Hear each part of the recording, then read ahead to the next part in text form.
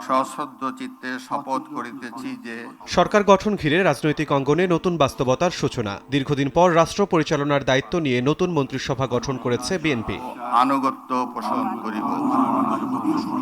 মঙ্গলবার বিকেলে সংসদ ভবনের দক্ষিণ প্লাজায় খোলা আকাশের নিচে শপথের মধ্য দিয়ে আনুষ্ঠানিক দায়িত্ব গ্রহণ করেন মন্ত্রীরা। এবারের মন্ত্রিসভায় রয়েছে অভিজ্ঞ নেতৃত্বের পাশাপাশি উল্লেখযোগ্য সংখ্যক তরুণ ও নতুন মুখ।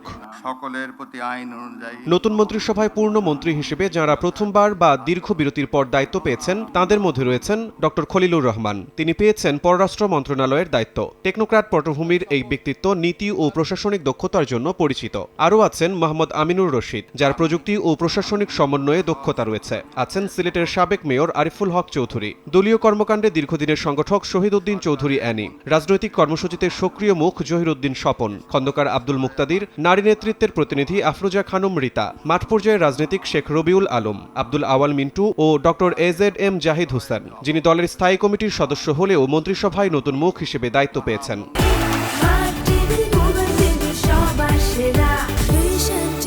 সরকারের প্রতিমন্ত্রী পদের কর্তব্য। প্রতিমন্ত্রী পর্যায়ে উল্লেখযোগ্য সংখ্যক তরুণ ও নতুন নেতা দায়িত্ব পেয়েছেন। তাদের মধ্যে রয়েছেন শামা ওবায়েদ, অনিন্দ ইসলাম অমিত, ব্যারিস্টার কায়সার কামাল, মীর মোহাম্মদ হেলাল উদ্দিন, ইশরাক হোসেন, জোনায়েদ সাকি, নুরুল হক নূর, ববি হাজ্জাজ, সুলতান সালাউদ্দিন টুকু, শরীফুল আলম, ফারজানা শারমিন পুতুল, রাজীব আহসান, আমিনুল হক।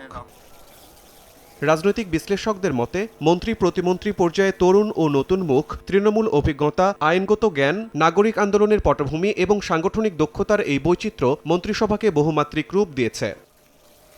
শিমুল হোসেন, সময় সংবাদ, ঢাকা।